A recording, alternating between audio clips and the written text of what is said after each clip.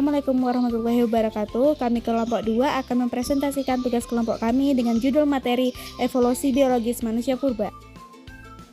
Tujuan pembelajaran materi ini adalah 1. Mengenal tentang manusia purba, 2. Dapat mengetahui bagaimana kehidupan zaman dulu, 3. Meningkatkan wawasan mengenai sejarah zaman dahulu.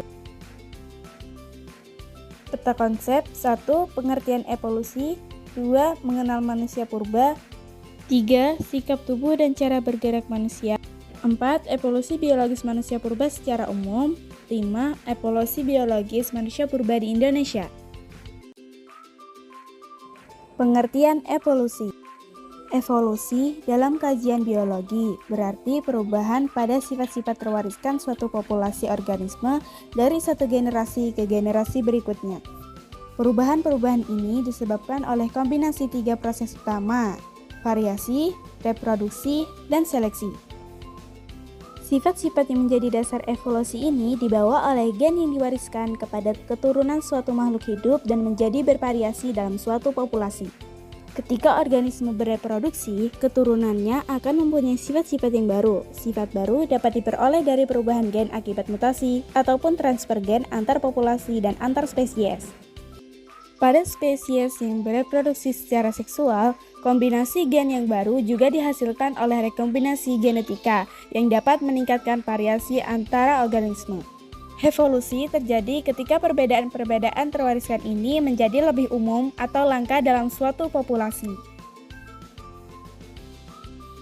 Pengertian evolusi. Evolusi didorong oleh 2 mekanisme utama, yaitu seleksi alam dan hanyutan genetik. Seleksi alam merupakan sebuah proses yang menyebabkan sifat terwaris yang berguna untuk keberlangsungan hidup dan reproduksi organisme menjadi lebih umum dalam suatu populasi, dan sebaliknya, sifat yang merugikan menjadi lebih berkurang. Hal ini terjadi karena individu dengan sifat-sifat yang menguntungkan lebih berpeluang besar bereproduksi, sehingga lebih banyak individu pada generasi selanjutnya yang mewarisi sifat-sifat yang menguntungkan ini.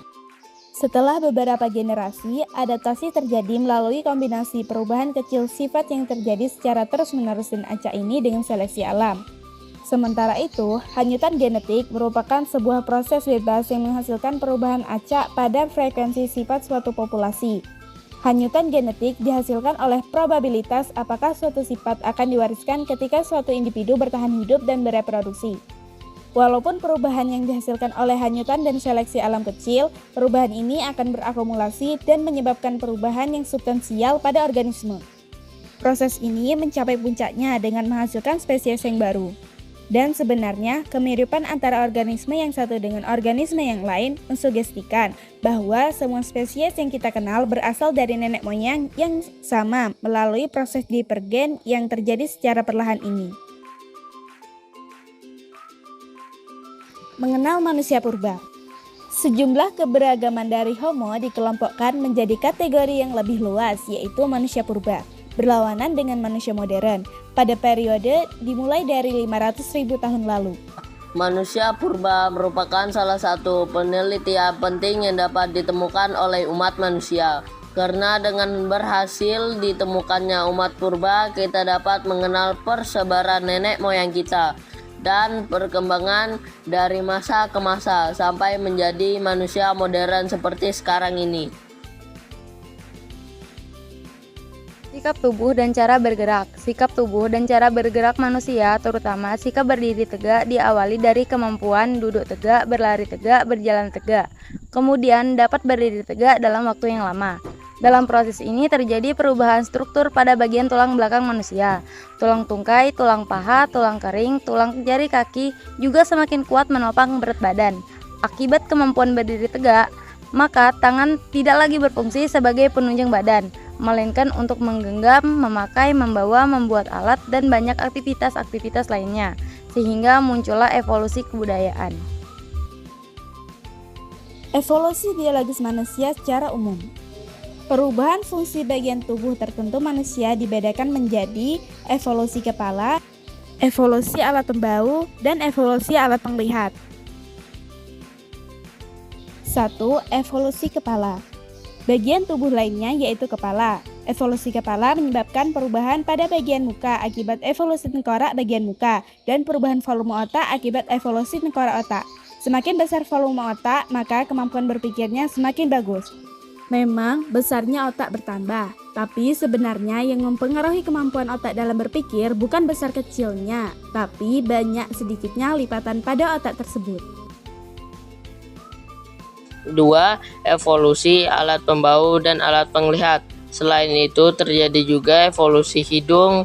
Peran alat pembau menjadi berukuran menyebabkan rongga hidung tidak lagi menghadap ke depan dan bagian otak yang berhubung dengan pembau mengalami reduksi. Berbeda dengan mata yang justru menjadi lebih sempurna baik dalam struktur maupun fungsi ketajaman melihat. Evolusi manusia purba di Indonesia. 1. Megatropus Paleozopanicus. Secara etimologi, kata Megatropus Paleozopanicus berasal dari kata mega yang berarti besar, Anthropus yang berarti manusia purba, Paleo yang berarti tua, dan Zopanicus berasal dari Jawa. Maka dapat diartikan Megatropus Paleozopanicus adalah manusia purba tertua, berbadan besar, berasal dari Jawa. Megatropus Paleozopanicus ditemukan di lembah Sungai Bengawan Solo oleh G.H.R. von Koenigswald pada tahun 1941. Fragmen yang ditemukan pada fosil Megatropus Paleozopanicus adalah fragmen tulang rahang atas, rahang bawah, dan sejumlah gigi yang lepas. Apabila dilihat dari geraham Megatropus, dapat disimpulkan manusia purba ini memiliki corak manusia, namun banyak memiliki sifat kera. Diperkirakan Megatropus Paleozopanicus hidup 2 juta tahun hingga 1 tahun yang lalu, yang didasarkan pada penemuan lapisan tanah yang diperkirakan dari Platosen bawah. Ciri-ciri Megatropus Paleozopanicus. Secara umum, bentuk tubuh Megatropus Paleozopanicus lebih besar daripada manusia modern pada umumnya. Berikut ini adalah ciri-ciri Megatropus Paleozopanicus. Tulang pipi tebal, kening yang menonjol, tidak mempunyai dagu, memiliki geraham yang besar, bentuk wajah diduga besar, rahang bawah tegap, bentuk gigi homonim, memakan tumbuh-tumbuhan, memiliki otot kunyah yang kuat, kepala bagian belakang sangat menonjol, volume otak 900 cc, tinggi sekitar 2,5 meter. Pola hidup Megatropus Paleozopanicus. Dalam mempertahankan hidupnya, Megatropus Paleozopanicus menggunakan cara berburu dan meremu. Selain berburu binatang, mereka juga memakan jenis umbi-umbian. Megatropus Paleozopanicus menggunakan peralatan dari batu yang masih kasar dan dengan pola hidup yang sangat sederhana. Peninggalan dari Megatropus Paleozopanicus berupa kapak, penetak, dan alat serpi. Apabila manusia modern dapat berjalan sehingga atau secara tegak, Megatropus Paleozopanicus diperkirakan cara berjalannya mirip dengan orang utan yang membungkuk, dengan kedua tangannya yang digunakan menjaga tubuhnya. Dengan tinggi 2,5 meter, tidak mengherankan bahwa manusia purba ini belum bisa berdiri secara tegak.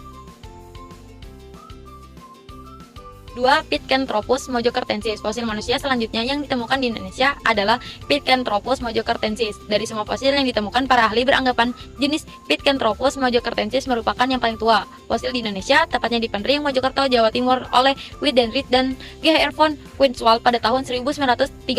Diketahui Pithecanthropus hidup di masa Pleistocene awal, tengah, dan akhir. Fosil mereka banyak ditemukan di Jawa Tengah dan Jawa Timur. Berikut ciri-ciri manusia purba Pithecanthropus mojocertensis. Berbadan tegap, tinggi badan 165 sampai dengan 180 cm, alat pengunyah yang kuat, tulang kening tebal, menonjol dan melebar sehingga ke pelipis.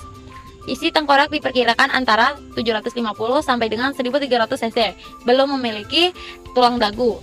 Terdapat tulang yang menonjol di belakang kepala. 3. Pithecanthropus erectus. Jenis Pithecanthropus erectus ditemukan di lembah Bengawan Solo, Desa Trinil, Jawa Tengah oleh Eugenius tahun 1891. Nama Pithecanthropus erectus memiliki arti manusia kera yang berjalan tegak lurus dan dipandang sebagai spesies awal manusia yang hidup sekarang. Adapun ciri-ciri manusia purba Pithecanthropus erectus.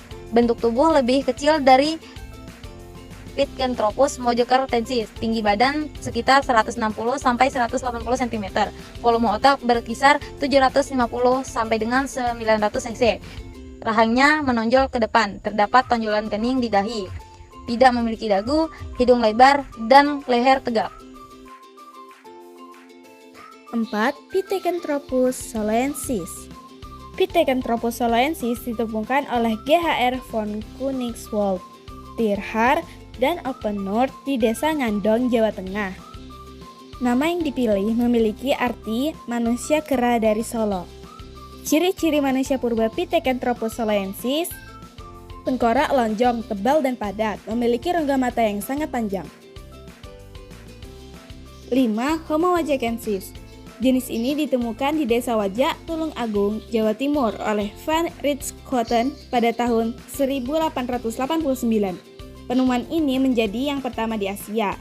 Ciri-ciri manusia purba Homo wajakensis: memiliki volume otak sekitar 1630 cc, memiliki tulang tengkorak, rahang atas dan rahang bawah, serta tulang paha dan tulang kening. Mukanya datar dan lebar, rahangnya tergolong padat dan memiliki gigi yang besar.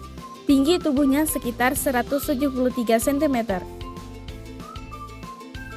6. Homo floresiensis. Fosil ini ditemukan di Pulau Flores, Nusa Tenggara. Penemuan fosil ini sempat menjadi perbincangan karena para ahli menilai bahwa Homo floresiensis merupakan nenek moyang bangsa Indonesia. Adapun ciri-ciri manusia purba Homo floresiensis: tinggi badan bisa mencapai 1 meter, bentuk dahi sempit dan tidak menonjol, tengkorak kepala kecil, tulang rahang yang menonjol. 7. Homo soloensis. Homo soloensis ditemukan oleh Pirhar, Oppenurk, dan Gustav Heinrich Ralph von Koenigswald pada tahun 1931 sampai 1933 di Sangiran, Jawa Tengah.